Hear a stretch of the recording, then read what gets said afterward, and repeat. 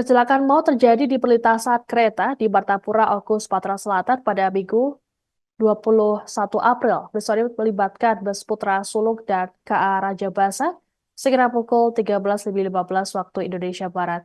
Seorang penumpang selamat bernama Yono menuturkan peristiwa terjadi selang sejam setelah bus berangkat dari Belitang, Oku Timur. Saat kejadian, Yono melihat para penumpang panik dan berhamburan, bahkan ada yang melompat keluar bus. Yono pun mengaku trauma dan syok akibat kejadian naas ini.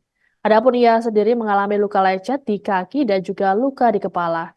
Akibat peristiwa tersebut, dirinya pun memilih kembali pulang ke Belitang.